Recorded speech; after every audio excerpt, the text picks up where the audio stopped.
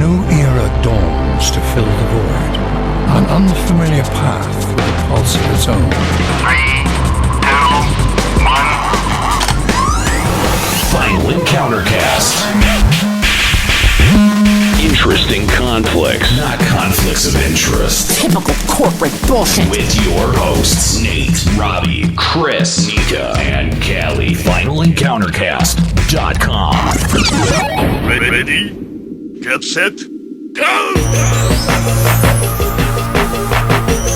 What's up? Welcome to Final Encounter Cast. Thanks for joining us today. Twitch.tv/Limit Break Radio is the place. 1 p.m. is the time. Appreciate having you along.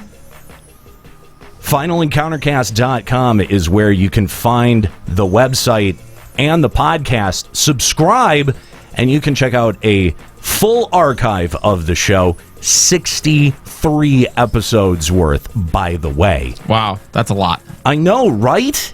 We're getting up there. We're old. I know. It felt a lot like when it was episode like 43, and now that we're up to 63.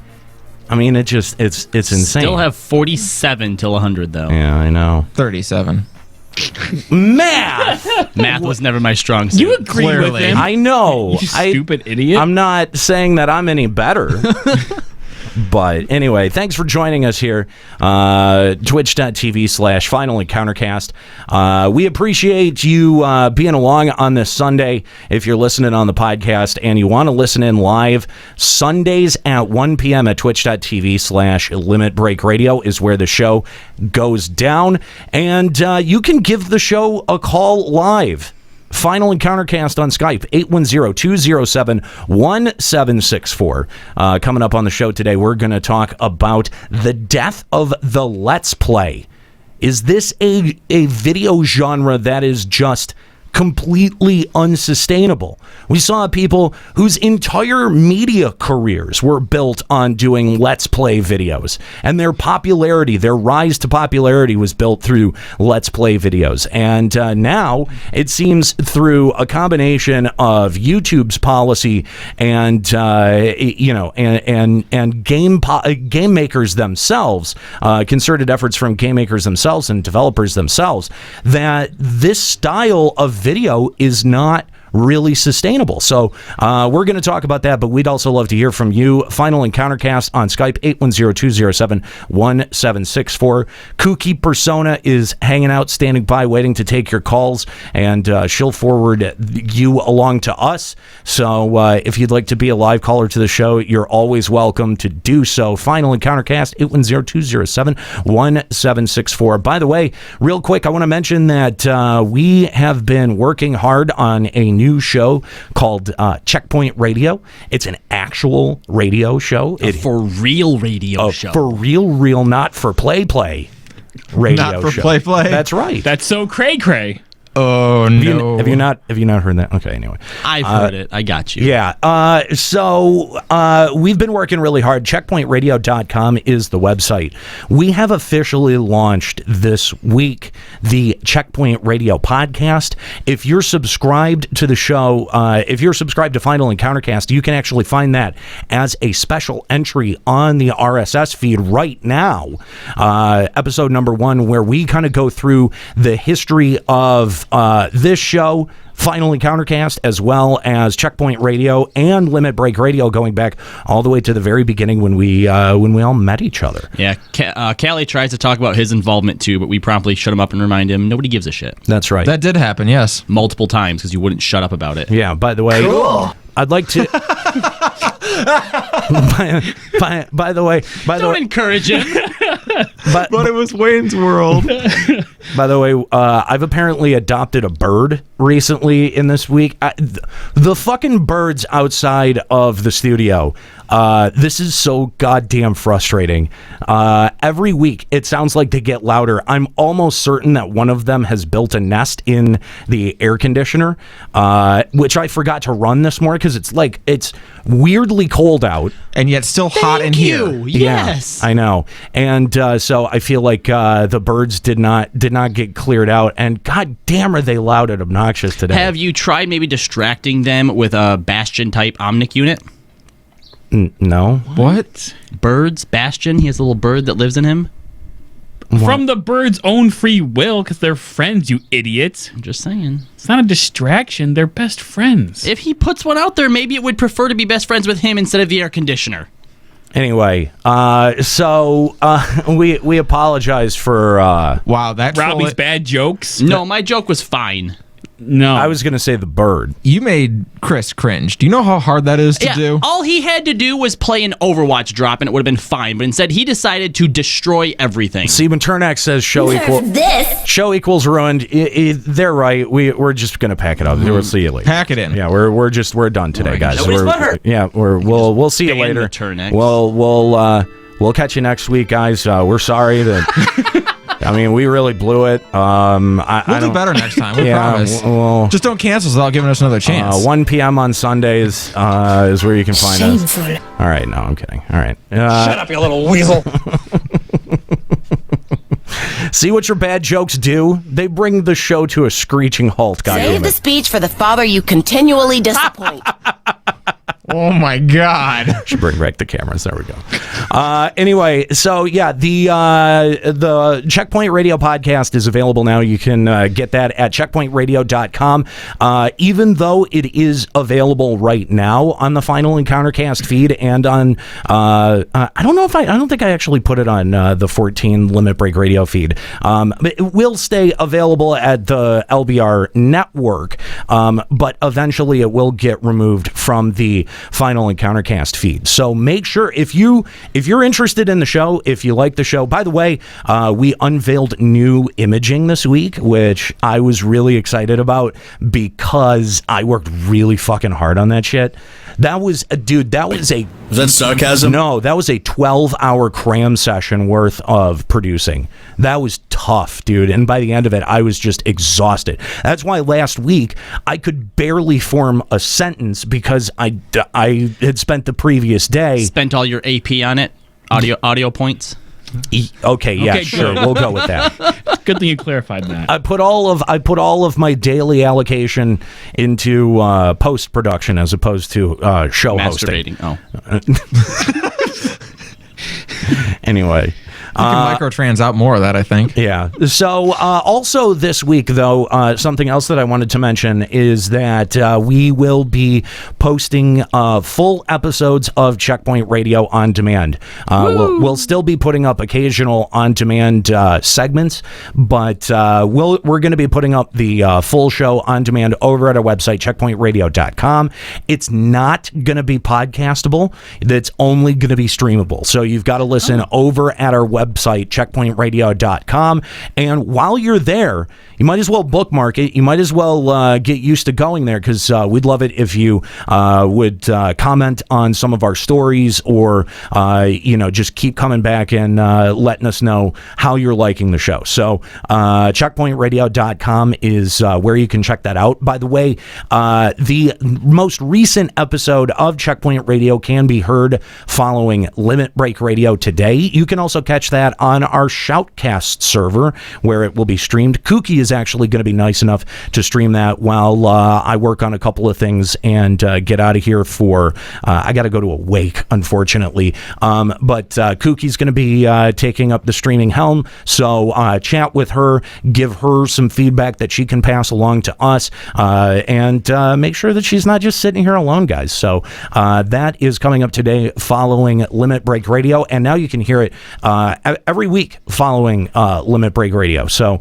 we're excited to be able to present that to you. And that is only as kind of a stopgap measure until we figure out how to do the shows live to Twitch. Like, that is one of the goals that I think we have at the end of this or down the line once we get a little bit more sure-footed on Westwood One's distribution and everything is set in stone and everyone is firing on all cylinders. We are going to be looking to start a Checkpoint Radio Twitch channel that will have the Checkpoint Radio hosts playing games as well as the live show on. I think it's still it's gonna maintain Wednesday nights. So we'll invite you to check that out and to join that as soon as we have that ready to go. So, all right, let's check out what's going on in the news. I'm here to do the news tonight. And that's the way the news goes.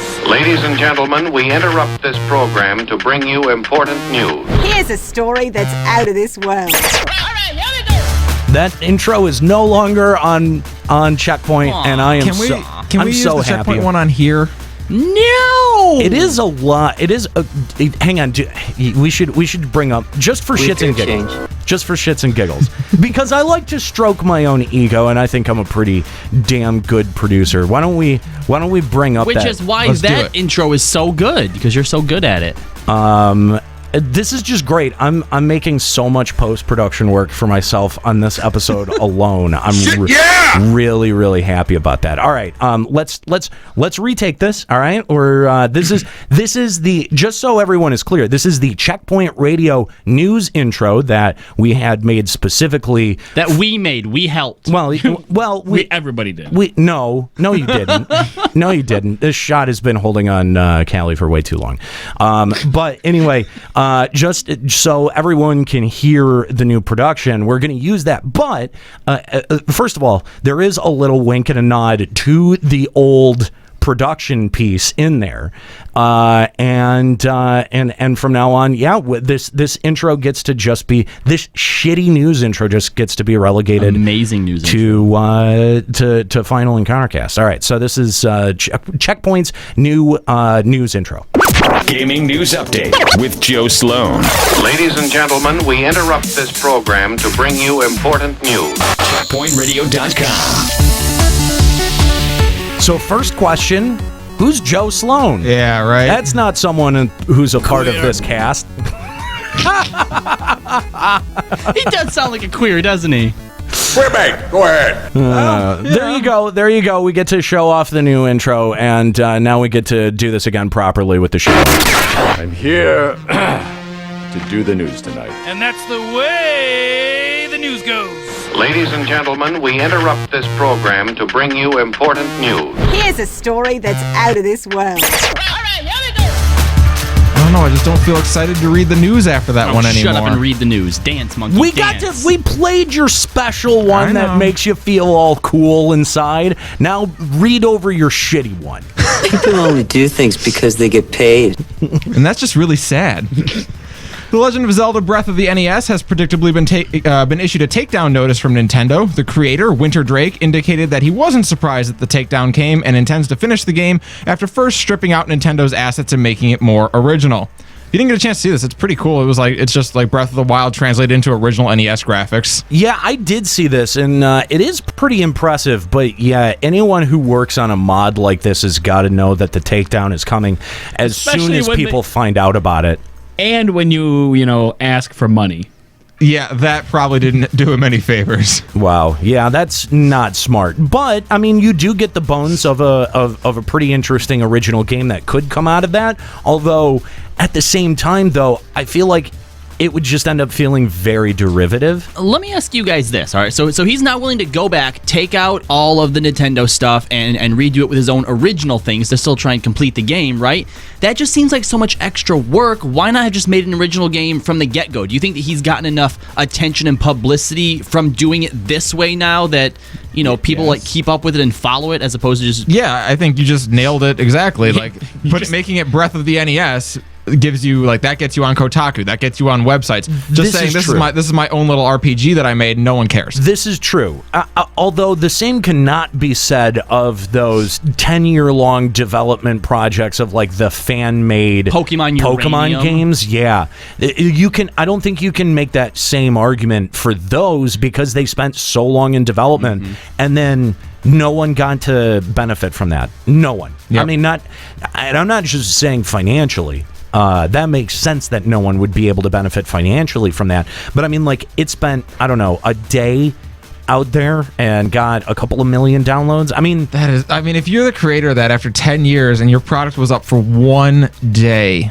Although you're right, that takedown is sort of like the best advertising possible, because if you think about it, there once it's up, and people can get it. Yeah, like once a few people have it, then it's just there. It's just out there. Yeah, forever. well, I guess that's my question then, because you're right. This whole Breath of the NES, obviously he can't have been working on this for too long if it was based on Breath of the Wild, so he probably hasn't wasted so much time. But yeah, Pokemon Uranium, there's no way they can go, all right guys, let's retool this so we can actually put it out there for people to enjoy. Right.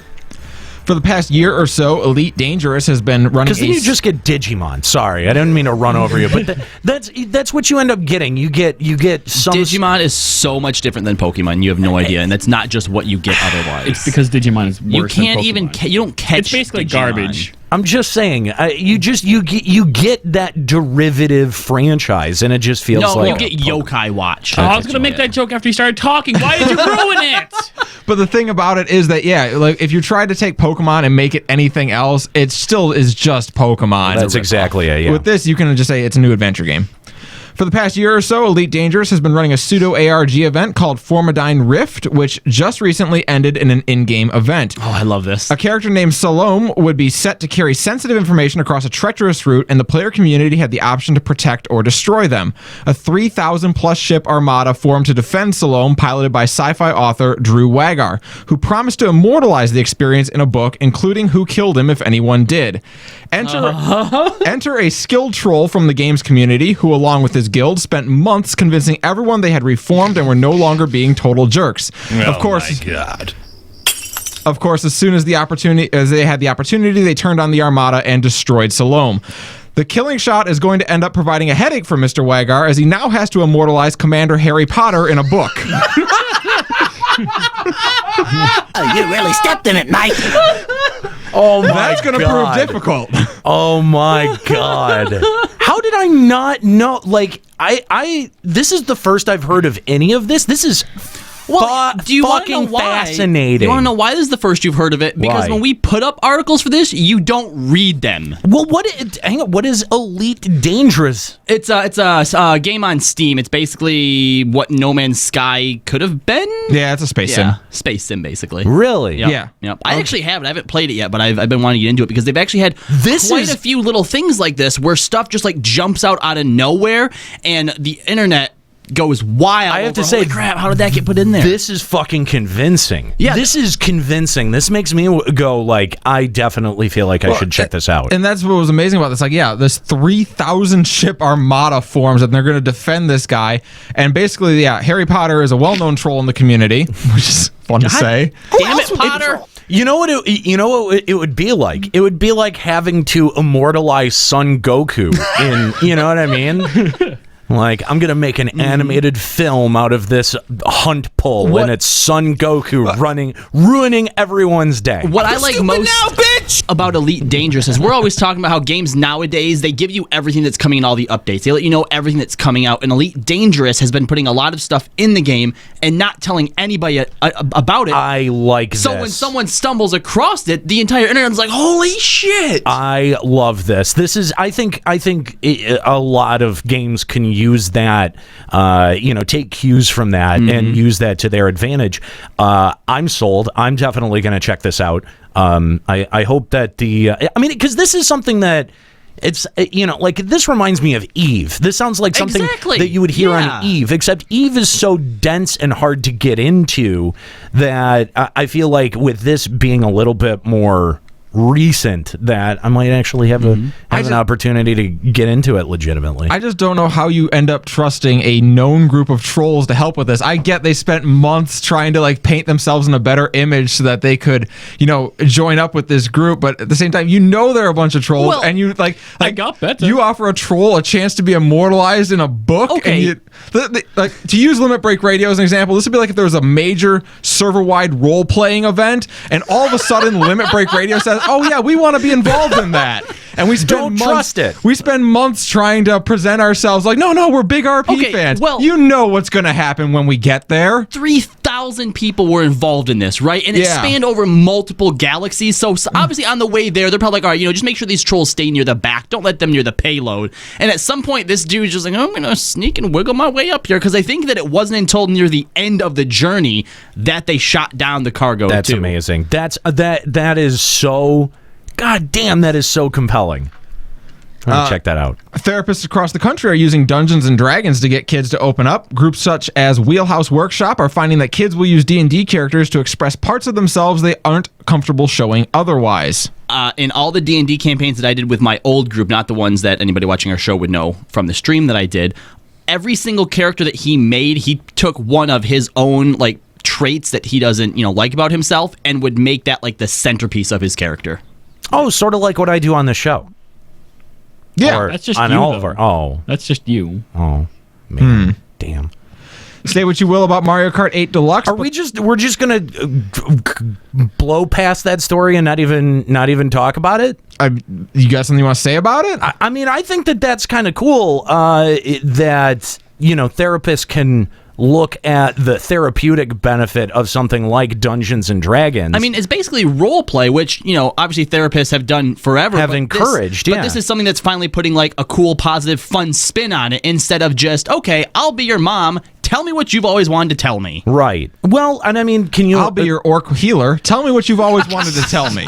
Well, no, but I mean, could you imagine, if there's because I was a kid who my parents took me to therapy when I was pretty young. That explains a lot. And I got diagnosed with ADHD and had Ritalin thrown at me and all different other stuff. But had they given you a deck of many things instead, this could be a totally different show. But I mean, at the time I was really into magic. I was really fucking into magic cards. Mm-hmm. And if I had a therapist that could have related to me through that, or through anything that I was into, that it would have been an easier time because it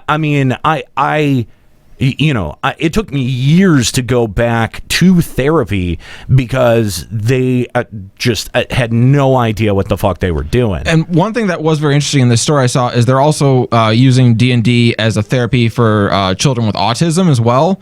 One person they speak to, like many people with autism, they have a high degree of rigidity. They aren't very flexible. With everything has to be a certain sort of way. Sure. But they were finding that when playing D&D, they were able to kind of disassociate a little bit and were allowed that character to have some flexibility and allowed the group to decide how things were going to go rather than having to be just the way their mind thought it should be. That's definitely an interesting point, and I could see why that would have some therapeutic benefit.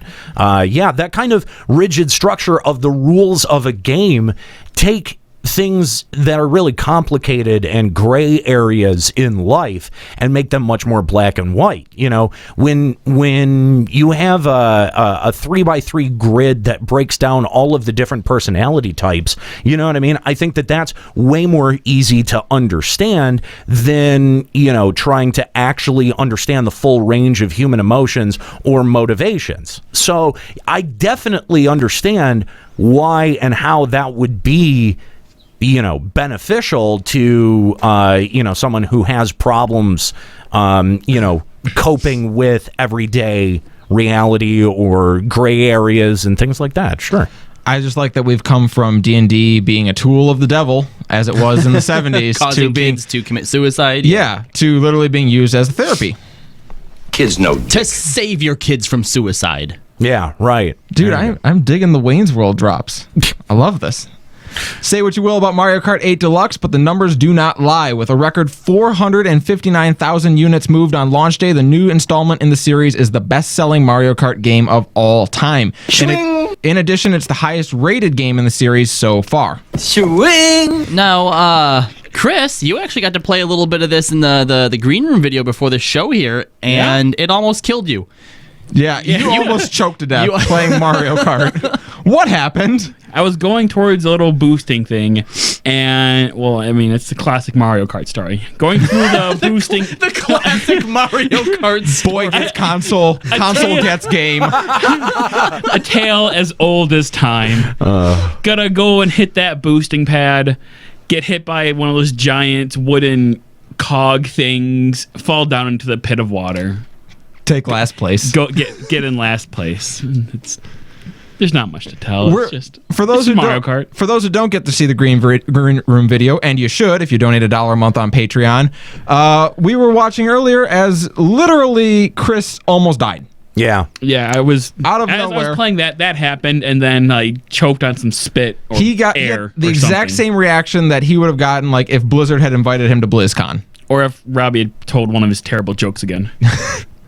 So you're saying that my terrible jokes could potentially end your life? Yeah. Oh, I need to do that more often then. Okay, you now have a Switch. You now have a game that you're playing on the Switch. Oh, I just started playing it just then. That was my first game ever on Mario Kart of 8. You've been playing Bomberman though, right? A little bit. When did you get it? A couple, like last month? No, maybe it was like 3 weeks ago. Yeah, because we ridiculed you for it. Yeah. So it's been sitting in his box. No. When did you get Mario Kart? Oh. It was when Square Enix did that 14 DLC promotion through Amazon. I bought a Nintendo gift card, and then I bought Mario Kart with that. And you just started playing it today? Yeah. Well, I mean, I'd already played Mario Kart on the Wii U, so it's retreading old territory. Okay, all right. I played Mario Kart before. But let's get to the point. What do you think of the system now that you've actually got a little bit of time on it? It's good. I mean, I like it. I mean, if there were games on it, then I would actually like play it a lot. Well, like I'm looking forward to Mario Odyssey. That's gonna be a great game. And on that note, he asked you. You said you were playing Bomberman. How's Yeah. Bomberman? It's really bad, but they did like a content update patch, which supposedly fixes a few things, and I haven't played it since that patch hit. So, I mean, and it's still classic Bomberman, like on the Nintendo or Super Nintendo. So, I like that kind of gameplay. I just haven't had time to actually play. That was my thing. It seemed like it would be hard to botch Bomberman. It's pretty straightforward. Yeah, and then they have Bomberman Heroes, you idiot. Proving once again that he is the Nintendo fanboy on the cast, the first to get a Switch. Are you also going to get that dumbass boxing Zelda game? Oh, ARMS? Yeah. That game looks really bad. That looks terrible. So bad. Terrible. Yeah. And monkeys might fly out of my butt. God, with the Wayne's World, man. I know, I love There's so many good Wayne's World drops. Yeah.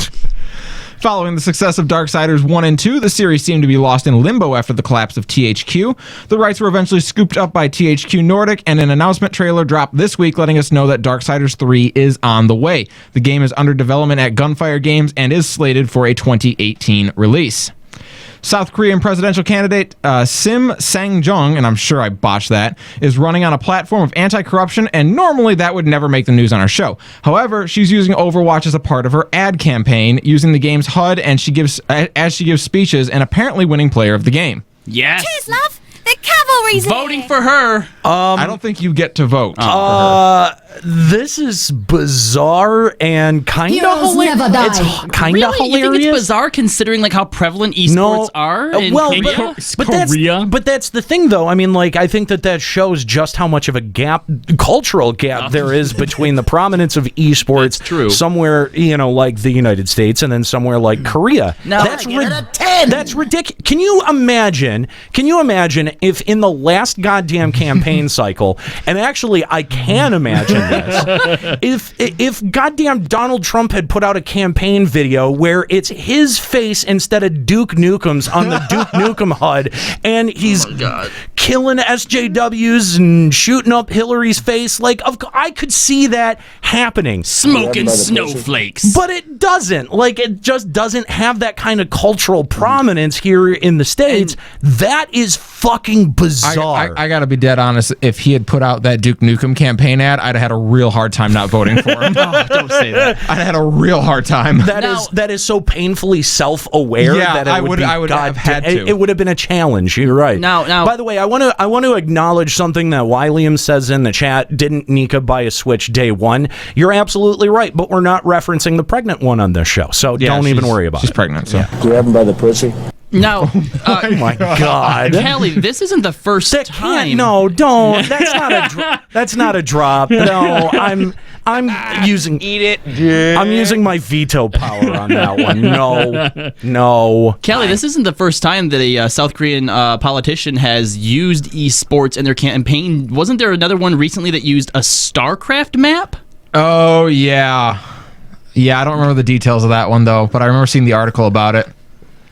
How strange. It's big over. I mean, like you say, esports athletes are rock stars effectively over in South Korea. So, Epic Lurker, I've got votes of steel. That's too fucking funny. Too funny. Reddit user Chemist49 made quite the find after purchasing a box of Blizzard stuff he found on eBay. Speaking of StarCraft. And literally, it was named on eBay box of Blizzard stuff. Inside, that could be so many things. I agree. I mean, it could be a frozen thumb. Yes, exactly. That would technically be a Blizzard thing. Or just like those ice cream things from Dairy Queen. Literally a box of Blizzards. That'd be so good. Well, it would be more like water at that. I think it would be funnier if it was all of those things and what he actually found. Like, okay, I guess that's technically a Blizzard thing. Oh, a thumb. How is that? Okay, wait. Yeah, no, that makes sense. And then what did he find? Literally a Blizzard machine. Yeah. In this case, though, he discovered a disk containing the original source code for StarCraft. After heavy debate on what to do with the disc, he ended up returning it to Blizzard. He initially received a copy of Overwatch and $250 Blizzard cash for his trouble, but Blizzard later reached out to it and invited him to BlizzCon, all expenses paid. They also sent him a big box of Overwatch and Diablo swag. Yeah, now I'd like to point out this wasn't just a disc with the source code on it. Like, it had the official Blizzard logo stamped on it. This was like an official source code disc. This is like when you say a game's gone golden. This is about as close as you can get to an actual golden disc. So, I mean,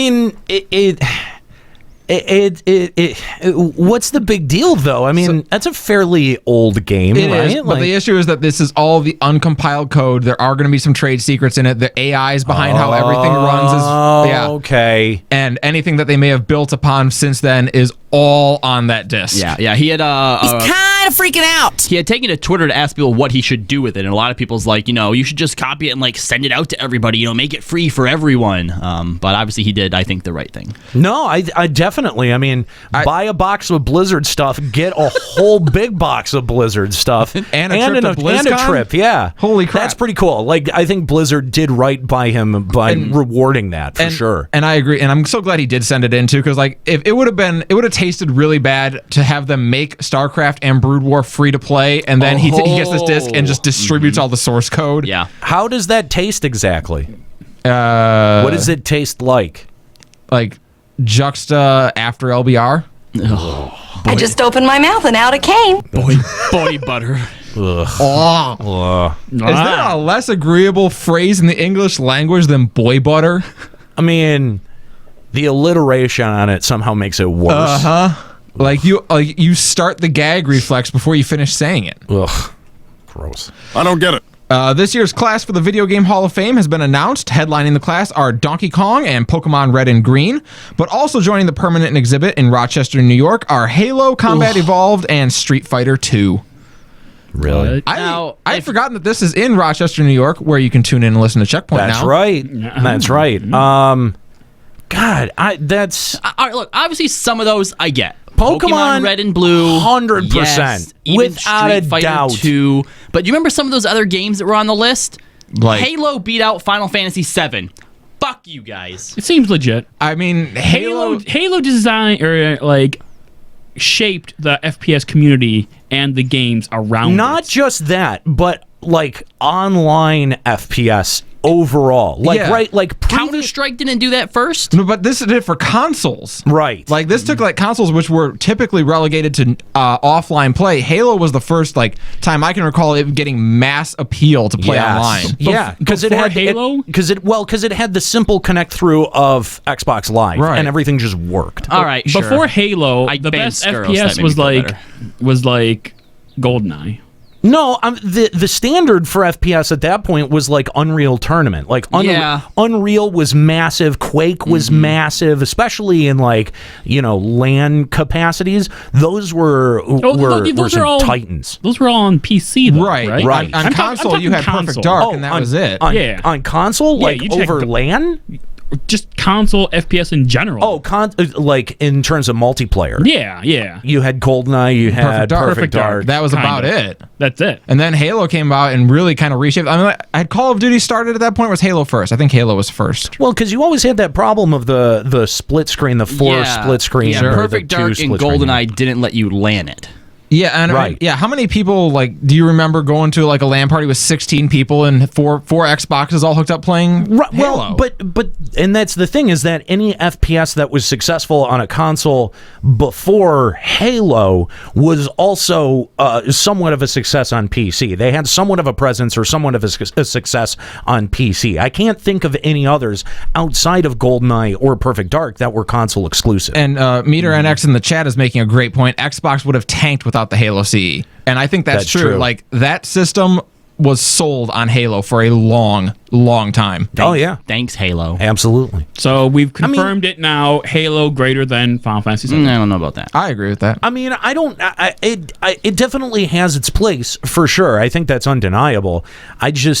I don't know, man. I understand Donkey Kong and Pokemon. I agree with Pokemon big time, but Street Fighter 2, I think, is pretty legit. I guess. I mean, it's a standard for fighting games. Halo is really the only one that I would be like, I don't know. I think there's a large generation of gamers today who came into gaming because of Halo, so I can see that. It's fair. WWE's Backlash pay-per-view is coming up, and this year they'll be partnering up with Rocket League to present the event. This marks the second major video game to partner with WWE following Final Fantasy XIV, working with them at WrestleMania. So are we going to see Xavier Woods and the crew drive out in Rocket League cars? Because that'd be cool. That would be cool. I'm sure someone will. No, you don't think so? I doubt it. Great. Like, listen, WrestleMania overdoes everything, and that includes the advertising. Like, this is for Terminator Genesis, when that came out, Triple H's entrance was to come out dressed like a Terminator. That is true. They even had Arnold Schwarzenegger on hand for that, I believe. So you know those motorized trucks that little kids drive? They should make some custom ones like that from Rocket League and have a bunch of the stars come out on those. Those the circus ones where drive into that small ball and they drive in 360s. Listen, here's the thing. Look, WWE's got to figure out how to make money. They lost a shitload of money launching the network, and they're only now just getting to the point of bringing it back to pre-network levels. Yeah. And they've also capped out on subs, like the 1.8 or the however many subs that they have. That's going to be the most that they're going to get. I don't see them being able to expand much more. And they really gave away their cherry on top by giving away fucking Mania every year. Oh, it's crazy. Dumb idea. Really dumb idea. No, the one that everyone will pay for. That's exactly it. You know what would have been a good giveaway? SummerSlam.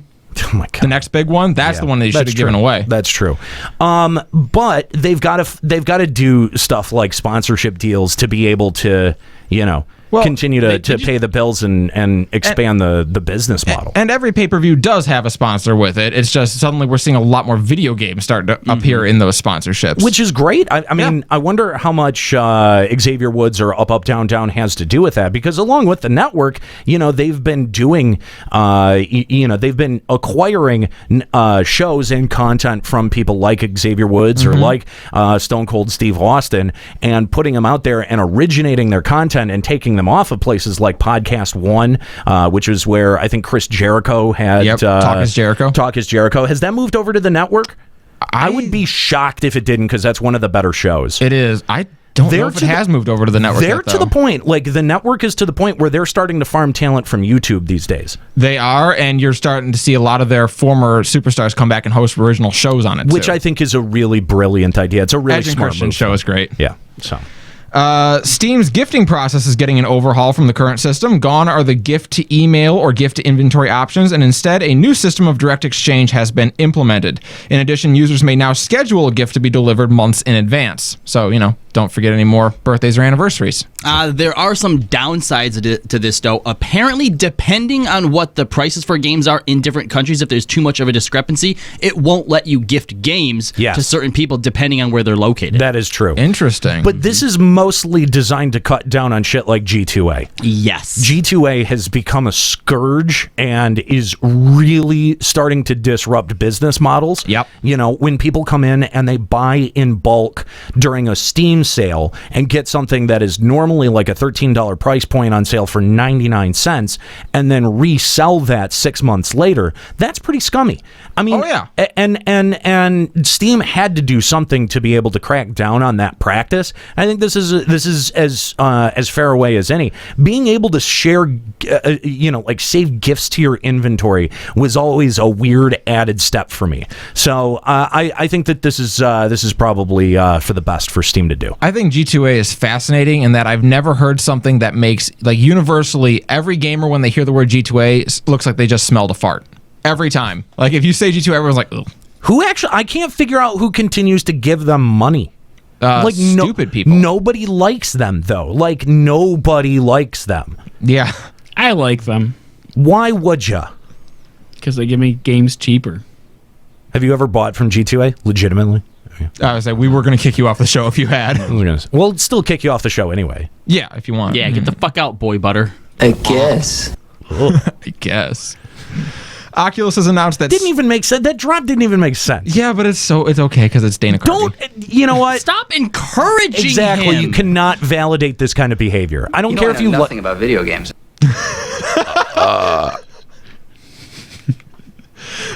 Yeah. I'm so over this.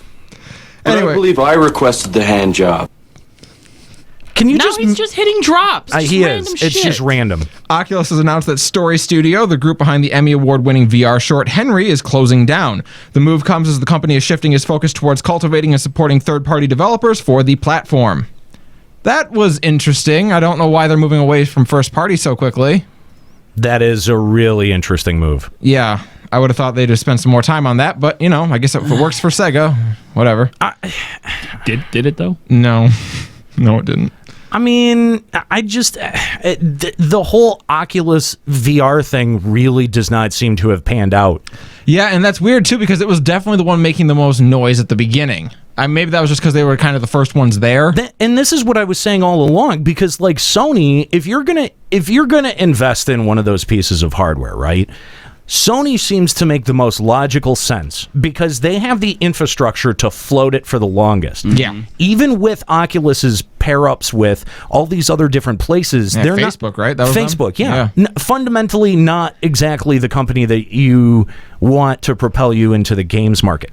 A lot of assets or a lot of resources on hand for you to be able to utilize, but unless you've got a clear vision on what the content is going to be, maybe not exactly the best partnership. Sony, I think, can both float the project and the concept for far longer and get more developers under their umbrella than Oculus or any of their associated brands could do. And as a consumer, when you have multiple options with something like VR that costs so much money, going for the cheaper option is going to be a lot more of a decision than if you were just looking at like the difference between a collector's edition and a normal edition. Yeah. Overwatch passed a major financial milestone as it has become a $1 billion franchise. And in case you needed any more proof that ActiBliz was doing pretty well, it becomes their 8th $1 billion franchise. In under a year. Jesus. Overwatch is here in under a year. Yes. Yep. That's it broke $1 billion in under a year. That's insane. I think what else is up there? I mean, Call of Duty, Starcraft, Diablo, Hearthstone. Is Hearthstone up there? I don't think Hearthstone's there yet. Guitar Hero was one of their Guitar Hero's there. Properties. Wow, really? Yep. I forget how many units Guitar Hero used to move when it had that crazy run in like late 2000s, early 2010s. College dorms. There was not a fucking college dorm that didn't have one of those cheap pieces of shit drum sets. I hated never those worked. things. No, they never did. Oh my god, Dragon no! Go fuck Song yourself. On Legendary. Go fuck yourself. Dragon Song. What? No, Dragon Force. Dragon Force. That's the band, and you mean Through the Fire and the Flames. Yeah, that's it. Yes, Dragon Song on Legendary. That'd be interesting. I'm happy to go after it. Think about this is insane. They have $8 billion franchises. The only comparable I can think to that is Disney right now. Do you know how many $1 billion movies they have had? There's a list that came. It was the last 10 $1 billion movies, and Disney owns 9 of them. Wow, that's insane. How many of them are Marvel movies? 3. Yeah. A couple of them were Star Wars movies. Yeah. And then, some of the other usual suspects. So, like, but it's all things that Disney owns. They're not even Disney movies. They're just movies that Disney bought. They're like, they're ours now. They're ours now, exactly. Did you list Star Wars in there too? Yeah, both Rogue One and Force Awakens. Yeah, I can see that. Pokemon Go has run its first true micro event this weekend. As the worldwide bloom is underway, the event sees increased grass spawns and 6-hour lures, but is notable because it isn't tied to any holiday and was announced pretty much out of nowhere. It's high noon. So first of all, grass, weed, marijuana, high. It's like 2 weeks after 420. I know, but he's like, why'd you do that drop? And he's because it's high noon. And then you had to explain it like that. So it was a bad one. Oh my God! I just put it together. You are the worst. Yeah. At drops and jokes. What? Hold on, Robbie's in the room. Excuse you. No, you're the worst. No. All right, we'll save that for when he does another awful joke that I push out of my memory. You immediately follow up the worst selection of drops by going to great lengths to explain it. Because he was being stupid. No, you're being Nate stupid. didn't get it either. You're dumb. Anyway, so first of all, lots of useful grass Pokemon. By that you mean Chikorita. I have been catching a lot of Chikorita. I also caught a random Executor the other day. That was kind of cool. Was it any good? No. Solar Beam? It was all right. What was its IVs, though? I don't remember. Trash. I don't remember. Yeah, see, the grass event, I'm just like, why? I mean, okay, sure, if you don't have your Chikoritas or your Bulbasaurs, I guess. But, I mean, I see Executes all over the place anyhow. And what else? Sunkern? Oh, Sunkerns for days. Sunkern, yeah. I had a Tangela spawn at my house the other day. That was an interesting thing to wake up to. Tangela's pretty A lot of people rare don't to have see, that. Yeah. Well, last night I had a Charizard spawn on top of a Wartortle, so neither of those are grass, but that happened. That's still interesting. There was also a Magnemite in the picture. There was. Don't discount that. That was just Safari Zone. Yeah, that's just normal. But I think this is really interesting that this is like an event that isn't tied to a holiday. They just said, you know what, let's do something this weekend. And what it doesn't have to be anything big. And what I hope this sort of gives way to is doing events like this more frequently. Like every weekend, there's a boost in a certain type. And it doesn't have to be every weekend. It could be one weekend a month. They pick a new type, and it's an event for that. Just please pick ones that people don't have a lot of, like grass. Everyone has grass. How about fighting or dragon? I think that they need to do a fossil event. Oh, do you not have enough Kabutos already? Yeah, I don't need. I don't have my perfect. I don't have my perfect one. We yet. caught one coming up here. Yeah. Aw. Should have had your game open, bro. Yeah. Oh well. So you want a fossil event? Yeah, great. Well, I mean, if just say what's really on your mind. You want a Kabuto event. If you think about it, like the fossils are among the more common ones that are still tough to find. They do nest. They're not like Larvitars or Dratinis that Mareeps. don't. I do need Aerodactyl still. God, I need Mareeps. Give me an electric event right now. An electric event would be interesting, but I think that theme wise a fossil event would make sense because you throw Aerodactyl in there too. That's a big missing spot on a lot of people's Pokedexes. Eventually there are more Porygon event. There's more fossil Pokemon that come into the game eventually, aren't there? There are tons. Yeah, I was thinking about that, and there is only 2 right now. If you waited until a little bit farther. Oh, yeah, 3, yeah. If you waited until a little bit farther down the line, there is more. Yeah, you could do that. That's a good point. Fair enough. The rhythm violence game Thumper got a surprise release announcement on the Switch and will be debuting on the system May 18th. The game was critically and commercially well received when it launched on PC and PS4 in late 2016. I'm sorry, rewind that. Rhythm violence? I was going to say, did I hear that word right? You heard it. That's rhythm the description of the game. Violence? Yeah. What is this exactly? It's a rhythm game that the stuff that the inputs that you give are used to like fight. It's weird. I don't know. It did well on Steam. I don't know why or how. Is it bloody? I didn't play it. What do you want?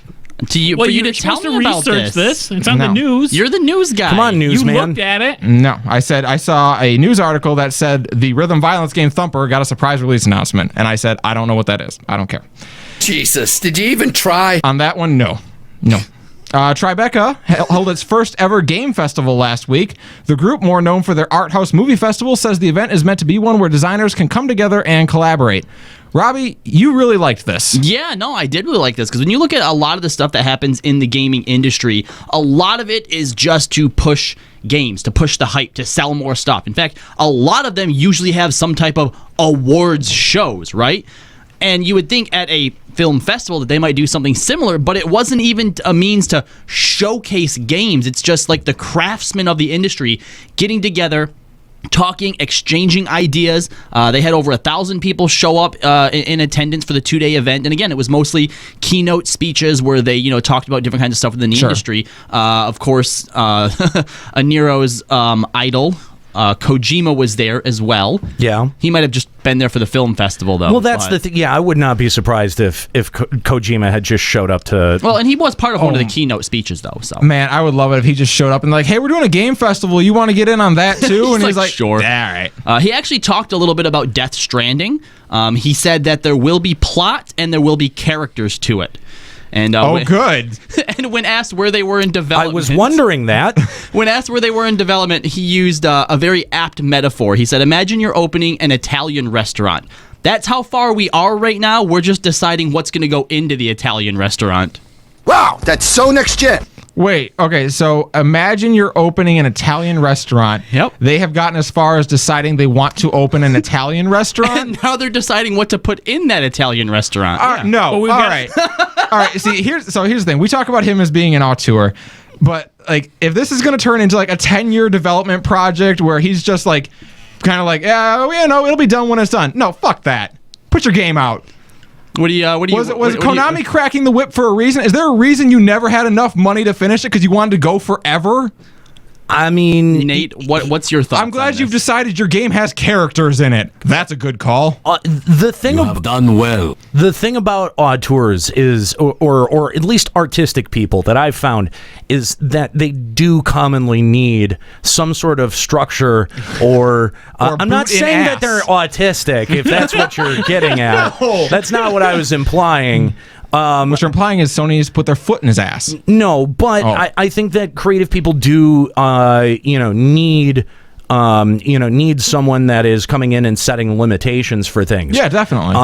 And I could see Kojima as, being one of those productions that easily gets out of control and balloons, for ostensibly no reason. I think he is a brilliant madman. I think that the Metal Gear Solid games are proof of his genius, and consistently those have always been good. But at the same time, he also did make what was that giant mech game that I can't think? Zone of Enders. He did make Zone of Enders. Did he do that? He did, and that is not a terribly good game. That is not one that I by the fact that we barely remember the name of it. Exactly. Yeah. So he does have the capacity to make garbage, and I don't know how much of Konami was responsible for Metal Gear. I want to say that Kojima was probably more responsible for that than Konami was, but I think that that's not a unfair observation that he's just, because that is just talking nonsense. It's concerning to hear that that's what they have done. This, because we're 2 years in at this point. Yeah, that's concerning. I think they're aiming for a 2019 release for Death Stranding. Yeah, well, I think so. Well, the good news is they have characters and plot. Oh, good. There's gonna be plot too. Well, do they have the characters and the plot, or do they just want those things? Well, they know they're gonna have characters and plot, so they want those things. They have Daryl from The Walking Dead. Yeah, but do we know what his character is? Naked. He's a guy. And there's some relation to the baby he's holding. And we know that they're going to have sticks and dead baby. No. They want to focus on the rope aspect of stick and rope. There's also another thing I read where he said that one of the reasons they made him one of the reasons they made that he had him naked in the original trailer is because there's going to be a heavy emphasis on equipping him and giving him clothes, and that changing throughout the game. So we had to see his penis? We didn't see his penis. Did you not want to? A little. I mean, I think that they should animate penis physics. Like, that's definitely... I mean, there's boob physics. Yeah. There's programming for that. It exists. Well, yeah. I mean, the Conan Exiles is probably looking into that as we speak. The Watchmen movie was a thing. Yeah, that had some penis in it. That had a lot of penis in it. Game of Thrones. That has a lot of penis in it. Lots of limp dicks in that. I think that there's actually... I think those are real dicks, though. I don't think those are CGI dicks. Oh, those are definitely real dicks, yeah. I like how Callie just jumps right in there. Definitely real. Confirmed. Yeah. I have a hard time telling when it's fake boobs, but I know fake dick when I see it. You have a hard time? Phrasing? Yeah, that's correct. Phrasing. So for more information on the news and other stories, visit Google and type it in the search bar. Yeah, that's right, because finalencountercast.com these days is really mostly just used for posting episodes. Yeah, so you could go to Checkpoint and get some news stories. Probably not all of these because we don't post them all there. Yeah, we used to. We need to We're more selective about what goes on Checkpoint. We need to probably rewrite that outro. Just a thought. You don't like visit Google and ask about it? I mean... I could put bother kooky. Go fuck yourself is, I think, a little bit better. For more information on the news and other stories, go fuck yourself. There you go. That's better. All right. Yes, idiot! I think that's pretty solid, actually. Anyway, so, all right, I want to talk about something because this is, I think, going to be something that we see moving forward. And I think we're kind of already in the middle of it. We're in the midst of it right now. And that is the death of the Let's Play as a genre of, video or, the way that people can go to YouTube and make money.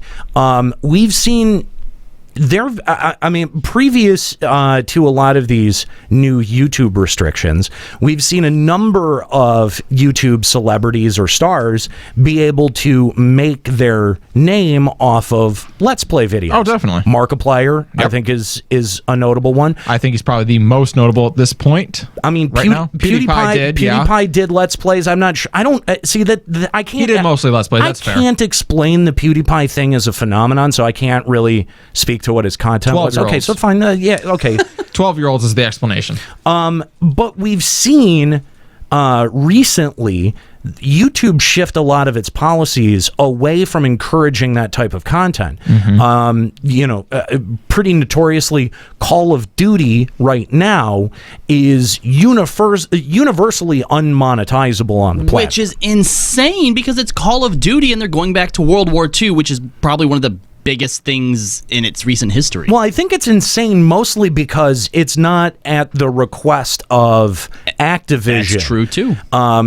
We have seen people's content demonetized. Nintendo has stepped in and said that they would take the monetization on any video that contains Nintendo property, and that's they have the right to do that through Nintendo's system, and so they take advantage of that. Yeah. Now, really quick for anyone who may doubt how much this whole monetization issue is affecting certain channels, there was a particular story where a guy had put up two videos. He put up a video about the new Call of Duty World War II, and he put up a video about him reviewing a gallon of milk or something like that, right? Was it vitamin D milk? I don't know. I didn't watch the video. Point is, how about skim milk? Shut up. Was it breast milk? It probably was.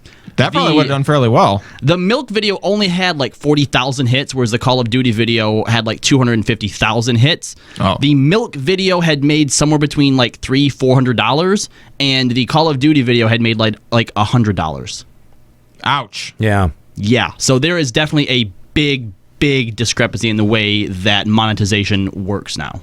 Oh yeah, and YouTube has kind of explained that, and we've seen a big exodus of advertisers from the platform too. But I think YouTube has a pretty specific problem that they've got to try to address. The first thing is that, since the site's formation, they have been accepting video and housing video and then redistributing video. And unless it meets some sort of copyright restriction, it never gets taken down. So they've got to archive that permanently and forever. And even if you are Google, right, that's still costs money. That's still a lot of resources. And so I think that one of the things that YouTube might be trying to do is dissuade those types of creators from their platform by running out their ability to make money on the platform. I mean, we've seen it as like, okay, Google's making all of YouTube's making all of these decisions, and it's taking some of their biggest stars off of the platform. What if they don't want the stars? What if they don't want them there? What if they think that these guys are a waste of space? I mean, they're uploading videos every day. Some of them are experimenting with longer and longer videos that increase the creator's bottom line, but don't necessarily do anything for the audience or the platform. And a lot of these guys are so keyed into the business model of what's going on that, and actively trying to manipulate it, that I think that YouTube has full recourse to step in and go, all right, we're going to disrupt this whole thing. I can see that. I think that'd be kind of flawed thinking on their part. If you don't want people who have large audiences to go to other places, because those larger audiences will go with them. Do you think that YouTube is big enough to absorb a hit like that then? Because obviously, even if everyone leaves, like, YouTube's going to be around forever, right? Because, they have so many videos. Even if we just use it to watch cat and dog videos, it's still going to be there forever, right? Right. But if they were to chase away all these content creators and, they all go to Twitch or some new site pops up or whatever, that seems like a huge, huge hit to their bottom line. Like that has to be a visible mark in your ledgers if that leaves, and right? I think a better target, if you're trying to get certain groups off of YouTube, I think a better target would be people who are releasing time-sensitive material that really has no value once it's been viewed. Whereas people like Let's Players, you'll go back to a game 2 years ago and start watching through the Let's Play catalog. Well, I think you've got two forces working against Let's Players. I think you've got YouTube itself you end up taking a hit on the monetization. And then you've got the developers who actually see Let's Play as a hit to their bottom line because they expose the entirety of the narrative. We've seen Atlas come out and be unbelievably forceful on this front, and we've seen Nintendo get pretty aggressive on this as well. And I think, again, if you break down the psychology of what exactly drove Atlas to make the decision that they did, I think you start to see, well, the narrative is the main hook of the game. Right. That's the value, and that's what we want to protect. At the end of the day, that's what we want to that's our trade secret. You know what I mean? While a game may be primarily an experiential thing, there is no doubt that the ongoing narrative is also an incredibly attractive aspect to most modern games as well. But on the opposite end of that, you would think that people who are playing action games would have like the companies supporting almost the Let's Players, because action gameplay is something that is experiential. You have to actually play it to get the benefit of it, and you say like, wow, that game looks awesome, I want to play that. Right. Yeah, see, I kind of want to push back against one of your ideas there, Nate, that, and while developers may still think this, from my recent experience, I don't think people who watch Let's Plays are potential customers in the ways that we think. I just had a conversation with someone the other day who says that he watches a lot of Let's Plays for games that he will never play. He says that he can't play horror games, but he's interested in watching, the Resident Evils, the Outlast stuff, but that he'd never do it himself. And I feel like a lot of people that come into my streams when I'm playing games like Persona or Horizon Zero Dawn, once they're hooked into the idea of, ooh, I want to play this game, they stop watching. They stop coming into the stream because they don't want it to be spoiled for them for when they do eventually buy it. So I don't know that people watching Let's Plays that spoils potential customers. I mean, you may be right practically and functionally, right? But if the narrative or the story is what you see as the value in your game, that's naturally what you're going to try to protect. That's true. That's where we see Atlas coming in and making the goofy decisions that they made. Okay, so I whether Let's Plays are a good idea for game companies or not. I think that the game companies have 5-10 years of data on this to tell whether or not Let's Plays are harmful or not. And I don't think that all of them do see them as harmful, because entire website models have been built out of them. That's essentially what Twitch is. And I think what we would traditionally think of as a Let's Play video works much more functionally as stream sessions, right? Yes. I think that the creator, and especially people like PewDiePie or these people who are jumping ship from YouTube to Twitch, see the direct interaction with their audience and the potential that things like donations can bring to the venture, while watching their bottom line kind of shrink away from YouTube, and at the same time still be serving their YouTube audience with a quick export. Right, Yeah. and what you're calling for, though, that's the evolution of a Let's Play, not so much the death of the genre. Literally on Twitch, it's Let's Play, let us play. We're here doing it together as one group. It's not just a video you see later of me having played it alone. Yeah. Now that I'm thinking about it more, I feel like the idea of Let's Plays, that people are going there to watch the game, that goes back to this idea that, when we watch Twitch and stuff like that, we're watching people, quote unquote, play the game. But one of the big draws of it is also the personality. Right. That is true. That is true. I mean, we've seen, I think it was Markiplier and PewDiePie. Their personalities were really what brought Five Nights at Freddy's from a weird, indie, obscure title on Steam to this big cultural phenomenon. Oh, definitely. It was all of their reaction videos to that kind of stuff. But what I'm saying is that, Let's Play as a genre on YouTube is going away. Yeah, I think there is going to be an evolution, and as long as there's Twitch, there's always going to be some kind of version of this or some form of Let's Play that's happening. But I don't see people's entire careers being able to be sustained off of something like this. I completely agree, especially when we go back to something like the demonetization, because how many video games nowadays include some form of violence in them, and a lot of video games are being tagged as having violence, which means that some of them can't be monetized the same way that, a review of Milk can.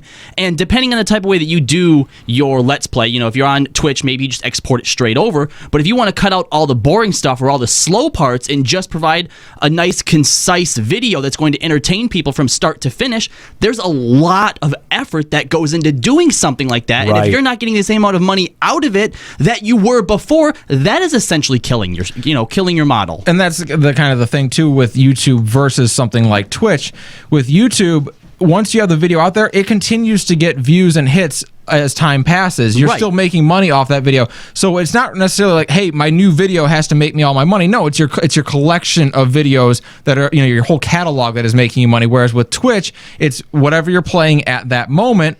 And then that's kind of it. Like, once you're done with that game, it goes in your archives, and someone might watch, but they're probably not going to live donate to your archive version of it. I somehow doubt it.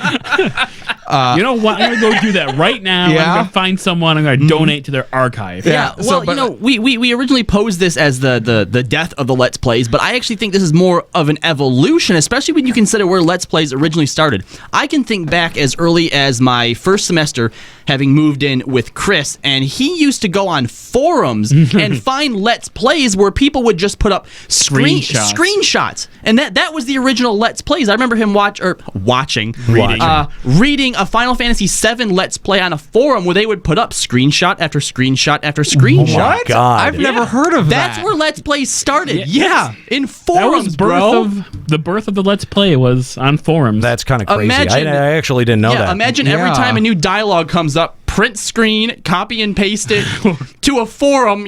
I guess did they write stuff about it as well? Depends on the whoever was Let's Playing. Some people got like really in depth, like would like commentate on it as well. Commentary, like funny commentary. Some people were like really informative. Like there was a Final Fantasy 12 Let's Play that I read that was like went through all the lore of Evil East and shit like that. God damn, that is so dense. Imagine all this stuff you see in Twitch streams, but confined and being typed up onto a forum, and there was no type of monetization in that.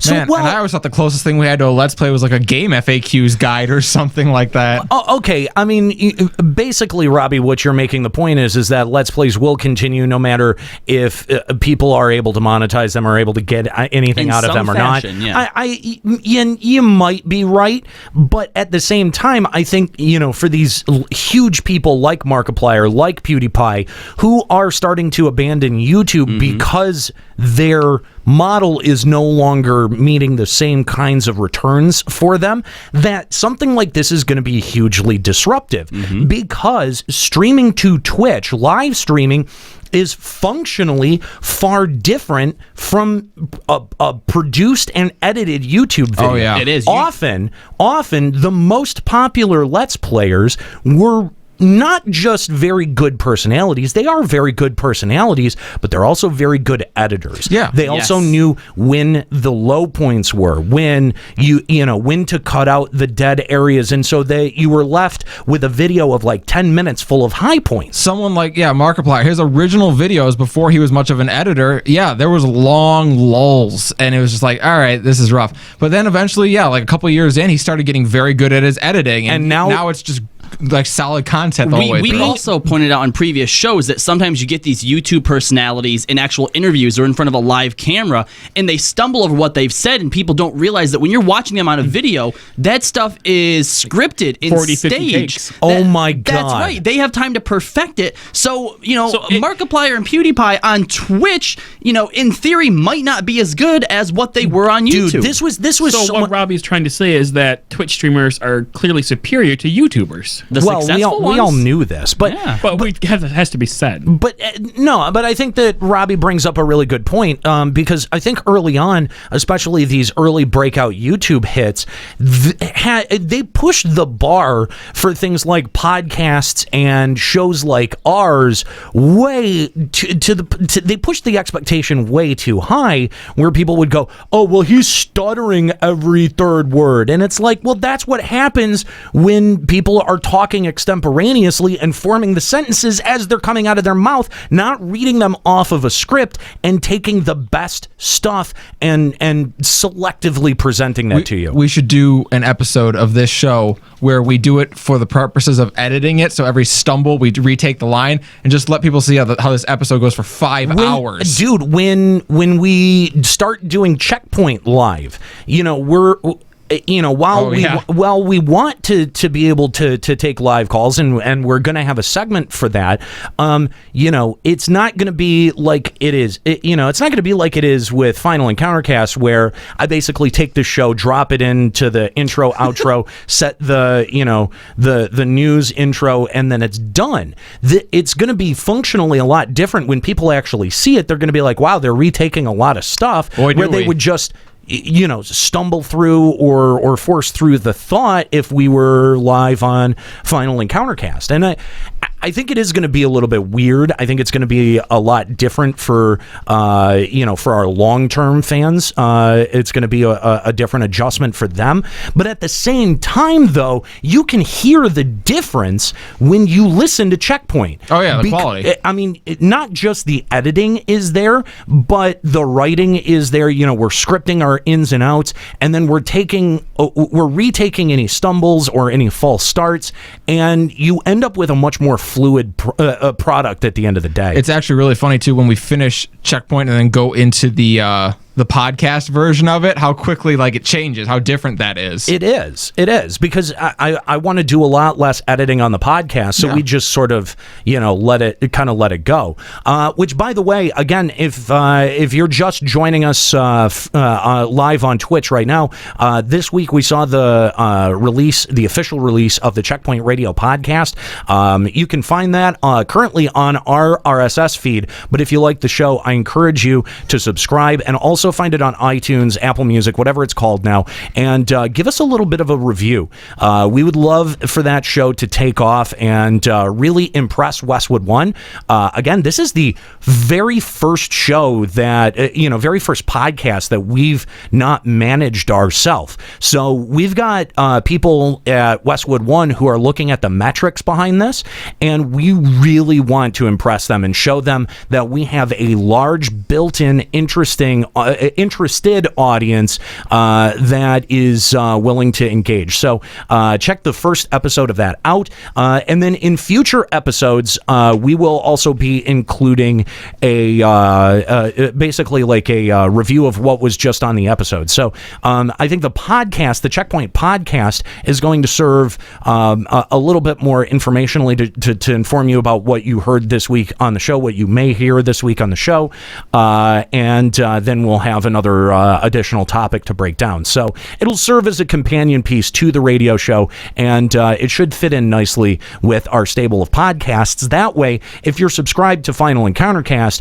you're probably not going to get doubled up conversations between Final Encountercast and the Checkpoint podcast. So I encourage you guys to check that out, subscribe, and leave us a little bit of iTunes love there. But I think one more thing that I want to discuss before we move on is, we've seen YouTube's advertising model where they're providing the ads and placing the ads on the content also be hugely disrupted by the exodus of advertisers from the platform, as well as some really kind of dodgy content that was being able to get sponsorship bucks.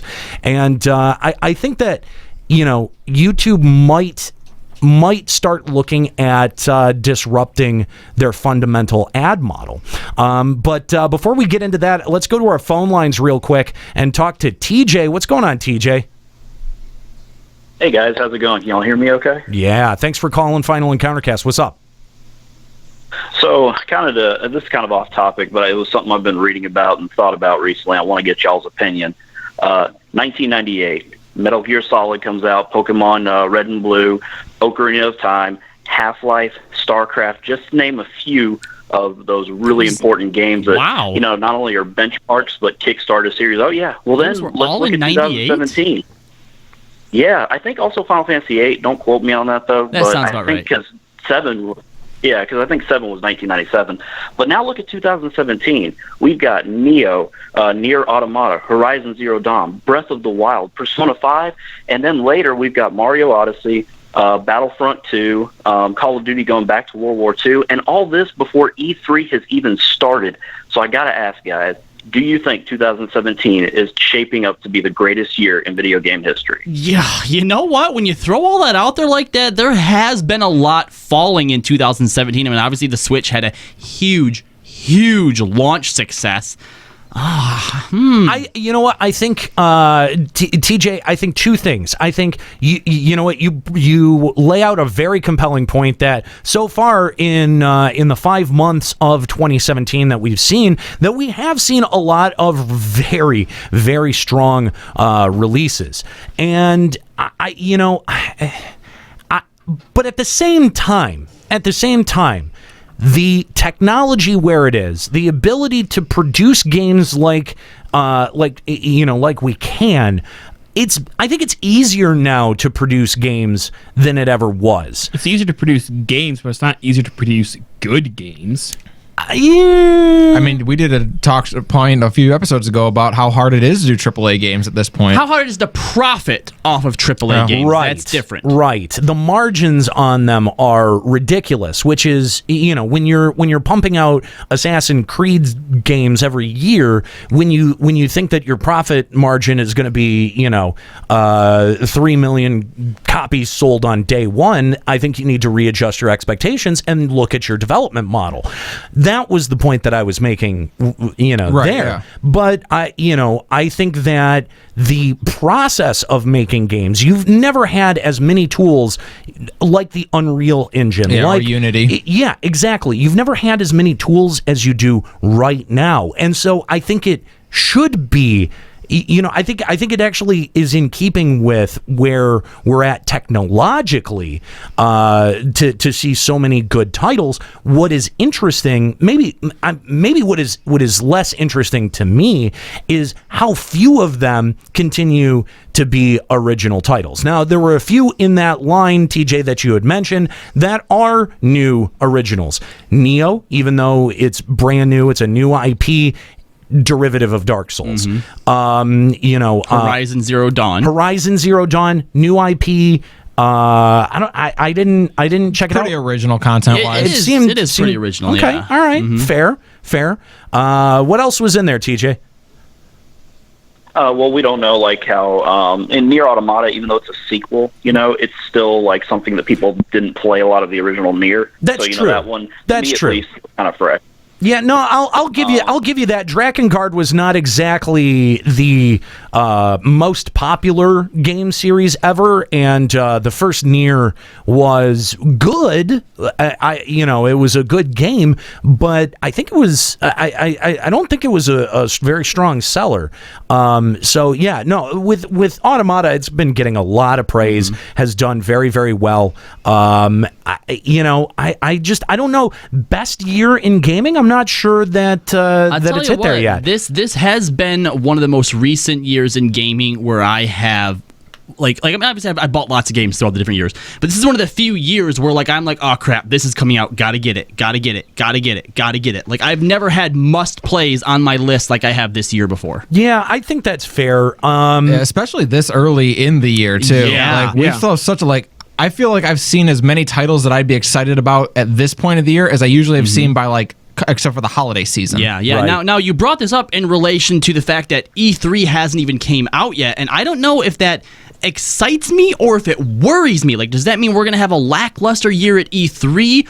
Or are there a bunch of stuff that's going to come out that's going to kind of blow our minds? Because I'm telling you what, if we go in and Square Enix, for example, it just pumps up Final Fantasy VII Remake, Kingdom Hearts 3, stuff we already know about.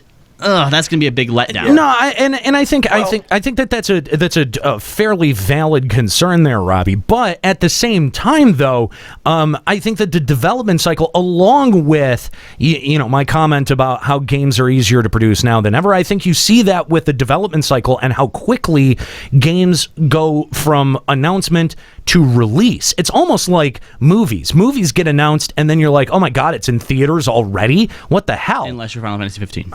It's even more amazing how quickly games go from being announced to confirming that they have characters. Oh, that's amazing. Right, yeah. But leave Kojima alone.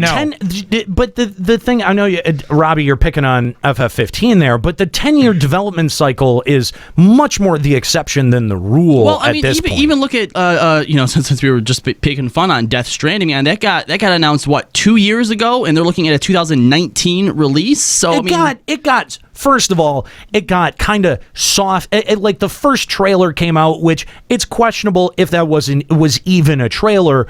And Kojima had just at that point been picked up by Sony, and it was more a move to announce Kojima as now at Sony, and there is a game in development, than to say, all right, that's the thing about. Should I not use Kingdom Hearts 3 or the Final Fantasy 7 remake as an example? Because you're talking about Square Enix again. Look at Darksiders. Out of nowhere, it gets a release date announced in his next year. Right. That one's fair. Call of Duties are coming out pretty consistently too. Go ahead, TJ. The thing about E3 is it seems like every other year sucks for E3, and last year was kind of last year's E3, I just didn't feel any electricity, and the year before that was pretty exciting. So I think this year's E3, I could be wrong, but I think it's going to be at least entertaining and at least have some relatively decent titles to get announced. Whether they come out or not this year, who knows? Well, we know we have two big announcements coming out of Bethesda, and they've been kind of quiet since Fallout 4? Yeah. Well, and I mean Morrowind. Well, that was just an expansion, though. Granted, a great one, but still, for a pre-existing game. Yeah, you're right. I would expect something big out of Bethesda this year. Skyrim on the Switch.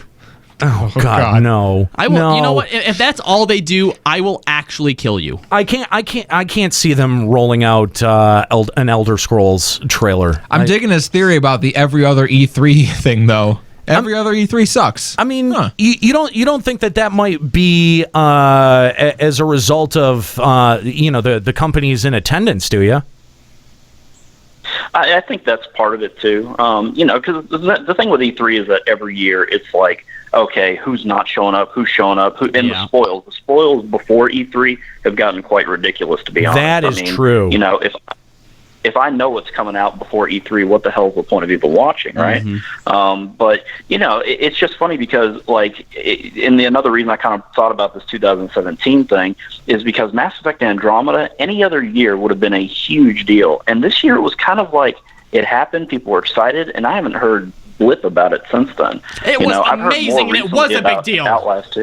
But it did get lost in the shuffle a bit because a lot of good things have been coming out. Well, and it had terrible facial animations. I think that's was people were so disenfranchised with how Mass Effect 3 ended that they latched onto this, and it was just bad. Yeah, I don't know, man. I think you're making excuses for Andromeda here. It was an amazing game. I think you're making excuses. I need to refill my drink. Is your judgment maybe clouded? No, because I can admit that the problems that people were pointing out, those were problems with the game. Those were legitimate, but they weren't such a huge distraction that the game itself was an entire dumpster fire. So if that game had been named anything else other than Mass Effect, you would have found that to be acceptable and you would have been able to play through it. If it was the game that it was without the Mass Effect and I had bought it, yes. I don't know. Really? Yeah. The game itself is great. Now, I don't know if I would have bought it if it didn't have the Mass Effect name on it, because obviously that's what urged me to get it, right? But if someone would have been like, look, people saying this game sucks, I want you to play it and tell me what you think, right? So if I would have just straight up played it, no money involved, yeah, that was a great game. I don't know. I think you're far more attached to the Mass Effect name than you're willing to admit. Anyway, bug eyes going. TJ, thanks for the call. Appreciate it. If you want to call Final Encountercast on Skype, 810-207-1764. We'd love to hear from you. What do you think? Do you think that E3 is going to be epic? Is 2017 the best year for gaming? Or do you want to talk about the potential death of the Let's Play video? We'd love to hear from you. Final Encountercast on Skype, 810-207-1764.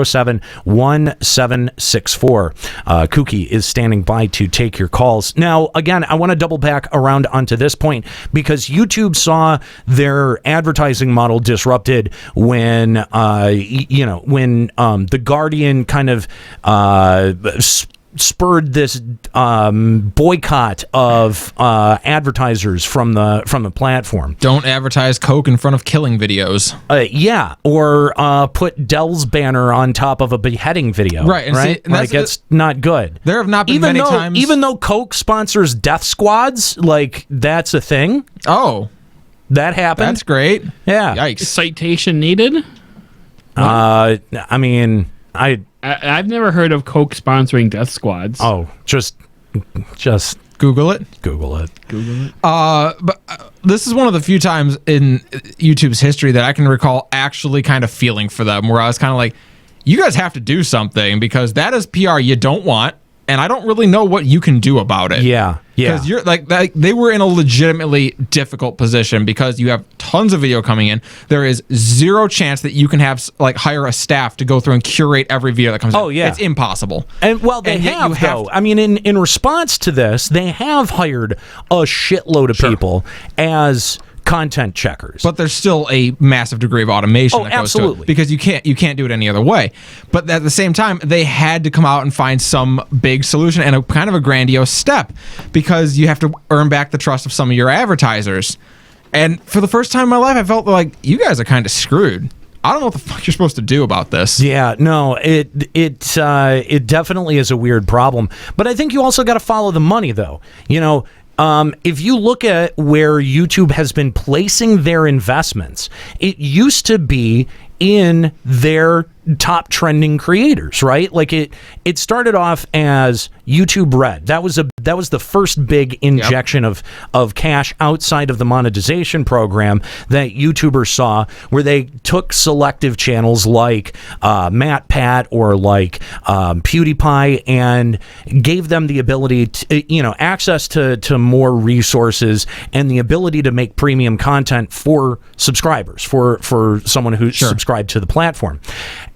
Since that rolled out and was met with a reception that a wet fart in church gets, that they have now shifted their investment strategy to the YouTube Live, bringing in already well-established professional media sources and giving you access to them on the platform. With their advertising model on top of that being disrupted, I could see YouTube starting to move more towards a system where they are less responsible for placing the ads and being the arbiter of what ad gets placed where, and start acting more as a pass-through to connect brands that want to advertise to brand appropriate content that exists on their platform. It would be a much more direct connection between that brand and the online execution, the online platform that they're using to advertise. In the end, the creator would get more of a percentage of, they would get more of that ad revenue, and YouTube, instead of the creator, YouTube is the one that's coming in and taking a percentage off the top as almost like a brokerage fee. That way, the advertisers are moving more towards a la carte, cherry picking sort of way to choose their advertising, which is something that I think they know they need to do. Which sounds like probably one of the smarter decisions. In that scenario, though, the person who gets screwed out of it are the smaller content creators, people who aren't making like these super, super huge big bucks from YouTube, but are making a passable income because they're obviously never going to be considered for these cherry pick deals like this. Yeah, I don't know that that's true. No, I agree, because you're going to get the smaller companies that are going to go for them. That are going to be able to take their content and hyper focus it down to brand specificity and be able to pump out content that some brand somewhere will want to be a reflection of them. Now, I do think that does create a problem where you have more homogenous content and you have creators that are trying to create content much more for their advertisers than for their audience. I think that's problematic. How do you then get started too? Like let's say you're you want to be a content creator, you want to jump into YouTube. How do you then start out if there's no way for you to monetize yourself without already having some type of pre-established content? I think the same way you start now. You do it for free for a while. Yeah, I think that is very true. Yeah, and that's not very different than what it is right now. You might be able to monetize from the word go, but you're monetizing for pennies. Right. Yeah. If your videos are only getting 14 hits, then you're not monetizing for much of anything. Right. And I think that that's a fair point. But at the same time, though, I think that it is a way for YouTube to start addressing, at the same time, their bloat problem and their advertising problem. Well, and then YouTube could act, as a bit of like, oh, well, we're not responsible as the arbiter of that connection between brand and channel. It's a way of them passing the buck effectively. But yes. But that said, that buck is something you can't deal with. Like it's a problem that I don't know there's a legit solution to. When the responsibility is placed on you, like it was placed on YouTube with this mass advertiser exodus, whether fairly or unfairly, I'm not even willing to go as far as to say that, that vitriol was placed on them very fairly. I don't know that it was. In fact, I think that it probably wasn't.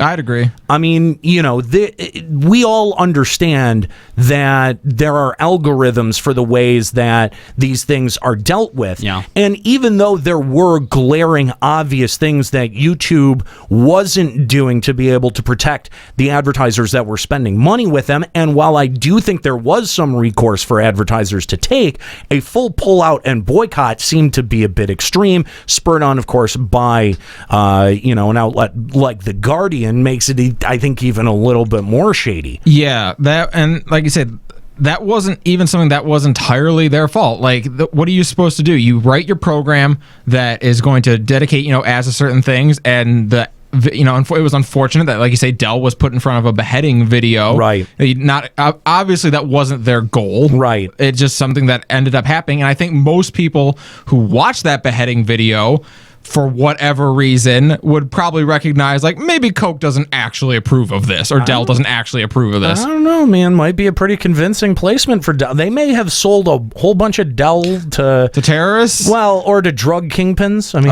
mean, they've got IT needs. Anyway, let's go back to our phone lines and talk to Don. Don, what's going on, man? How's it going? Good. Thanks for calling Final Encountercast. Oh, thank you for taking my call. What's up? All right, so I called in about the Mass Effect topic. You guys had said that you're wondering if you still bought it if not just the it didn't buy have the Mass Effect it, name but had it not had the Mass Effect name, would I have still had the same reaction? Would I still think it was a good game despite the bugs and the problems that it had? Exactly. Mm-hmm. And I agree with you. I completely would have. I don't know if I would have necessarily bought it on release. Mm-hmm. I mean, I'm just taking a little bit for the rigmarole and all the rapport to build. But once you did finally play it would have still had the same effect. Massive. Oh, certainly. I mean, especially since I didn't see many of the glitches that everyone talks about. I found out after I'd beaten the game that there was even a problem with glitches and stuff from your guys' show, actually. Mm-hmm. So I was like, what do you guys talk? I had to look at videos of it, actually. Yeah, one of my coworkers is a huge Mass Effect fan. Actually had a similar experience. He cleared Andromeda without noticing very many glitches at all in the game. He thought it was a fantastic game. So he also thought the reviews of it that were kind of blasting it over that was kind of unfair. Yeah, no, and I can definitely see that. But I mean, I guess I'm just asking because Robbie, it doesn't seem like you're a big space sim fan. I don't know. He liked No Man's Sky or the experience of playing it, and you were just talking about Elite Dangerous. I'm a pretty big science fiction fan. He's a huge. Yeah. Yeah, he's always complaining how there's not enough space simulation games and spaceship. Never even bothered to try Eve, then, huh? I did once. I once in college Ooh, downloaded brave Eve. man. Downloaded Eve, went through the character creation process. Yeah. Somehow accidentally hit the randomize your character button, and I'm like, that's it. I can't do that again. You didn't even see the fucking world. No. But here's the other thing. Here's the other thing. I'm not into sci-fi and space for like the simulation spreadsheet micromanaging, mining stuff, right? I'm still a story guy. I'm a narrative guy. I like characters, and when you set that in space, I feel like that's a genre that isn't explored as much as I'd like it to be. So do you have much more of an attachment to the space setting of Mass Effect, or do you have much more of an attachment to the development style, dialogue tree options, stuff like that of BioWare? If I had to pick one of those, it's probably more the setting of Mass Effect, because I'm not as into Dragon Age, right? Even though I still think it's a pretty good series, but I do still obviously like the whole dialogue option, branching tree. Are you going to do? Are you going to play Prey? I want to, yeah. Yeah, I hear it's pretty good. Mm-hmm. Yeah. Yep. That's next on my list if I can find the funds for it. So same for you, Don. You just you think that you would have been drawn to this game even if it didn't have the Mass Effect brand name to it? I do. It's just it would have taken some time. Just like most smaller games not smaller games, just games that aren't as known. They come out of developers that are newer or anything like that. It would take a little time to get to it, but I would really enjoy it. I do enjoy BioWare's style, with the exception of Dragon Age 2. I think a lot of people would agree with me on that. Yeah, I don't think you're going to get a whole lot of argument there. I avoided Dragon Age 2 for the longest time because it had a bunch of negative sentiment, especially compared to the first one behind it. But when I did finally play it, I actually really liked it. Yeah, if you actually listen to all the mud dragging that went on and then you actually play it, you're like, it's maybe not that bad. So, and I feel like... Mine was the opposite. Oh, really? I went and bought the game and then went... Wow, this is not what I was expecting from the second Dragon Age. This is not the game I was really expecting. It was felt a little bit wonky. I got through it. I slogged through it and beat it, but it just peeled off. Interesting. Don, thanks for the call. Appreciate it. If you want to call Final Encountercast on Skype, 810-207-1764. We've got about 15 minutes left here in the show for anyone else who wants to call in and add their 2 cents on either Mass Effect or YouTube or Let's Plays.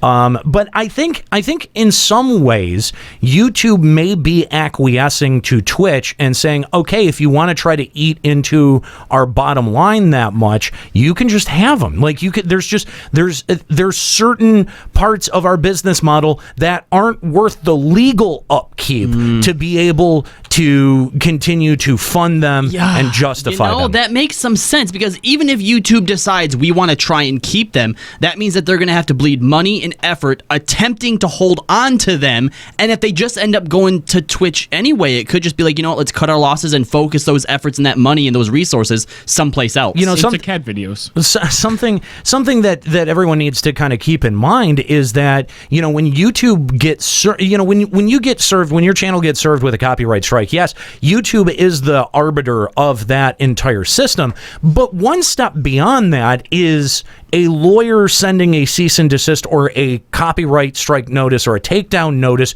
to YouTube. Yes, and like just having the legal team to handle that is expensive. Sometimes they have to defend it because there are over litigious people out there that will drag your ass through court for something that is clearly fair use. Right. I think that may be, last week we talked about Team 4-Star and Dragon Ball Z Abridged. That, I think, is what is happening in some part with TFS, is that there are larger legal forces that are coming down on YouTube and not just being flagged through their automated copyright system, because I refuse to believe that there isn't someone on YouTube staff that is pretty much solely dealing with Team 4-Star. There's such a force on the platform, and what they're doing is so specifically protected,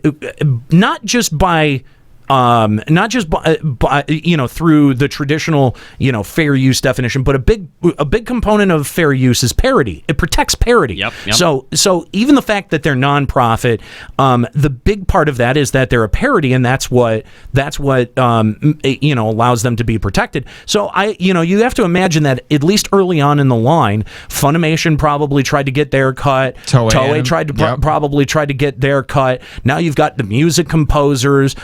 You've got, there's all these different people who are going to try to dip in and get their beak wet from that.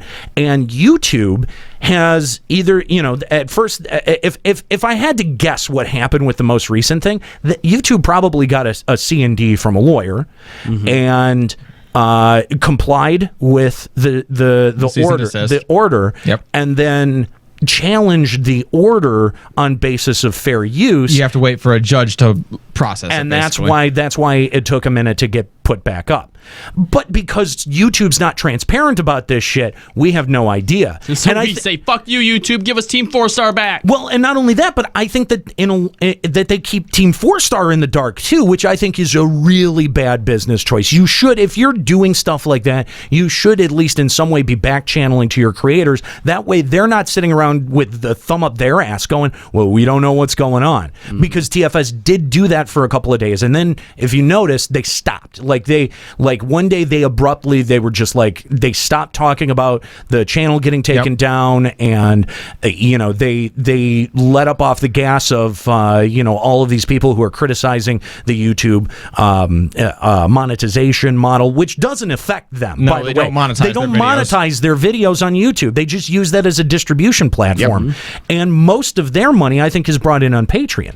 Yes. So to me, I think that, while YouTube definitely has some problems, I think that if they're going to have to navigate these waters, which clearly they do, the way that they move forward is through brokering deals, like we see with either exclusive carriage of, professional programming or things like esports or whatever they think is going to be big, big live events. Right. Or I think we'll just start seeing the platform erode over time.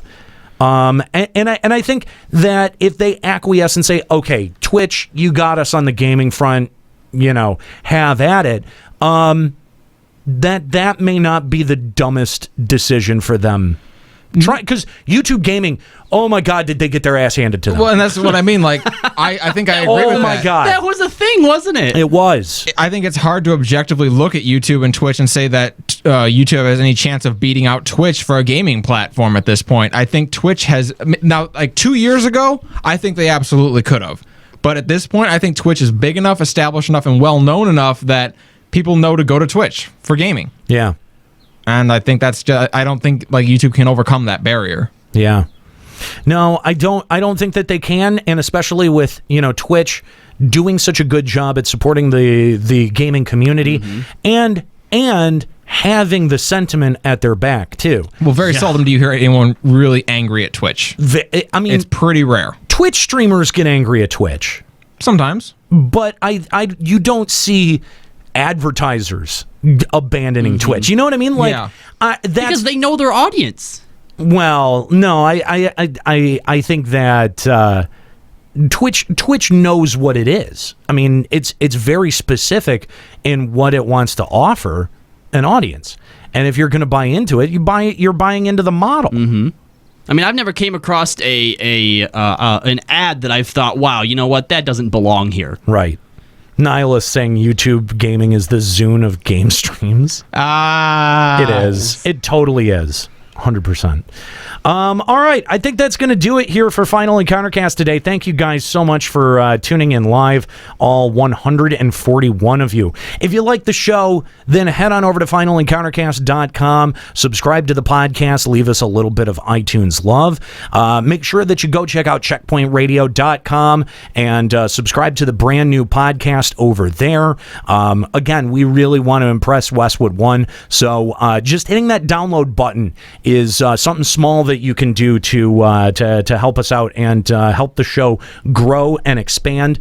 And I really want to thank everyone who has been tuning in live, who has been giving us feedback on Checkpoint, who's been active on our social media pages, Check PT Radio on Facebook and Twitter.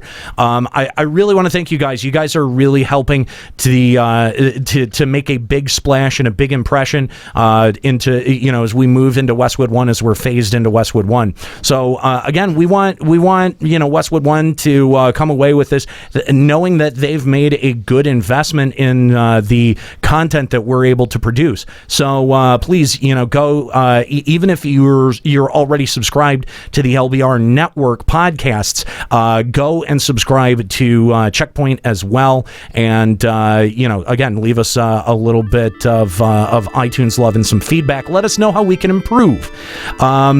Again, finalencountercast.com is where you can find the full archive of this show, all 63 episodes of it, and come back next week starting at 1 p.m. here on twitch.tv for next week's Final Encountercast.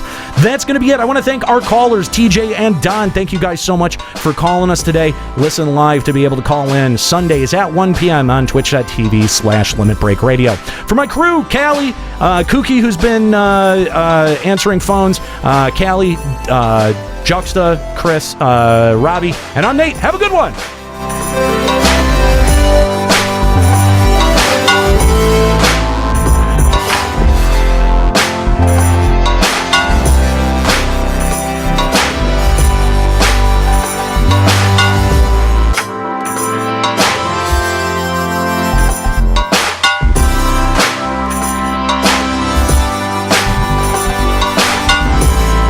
Final Encountercast is a production of finalencountercast.com, Limit Break Radio, and Bender Media Productions.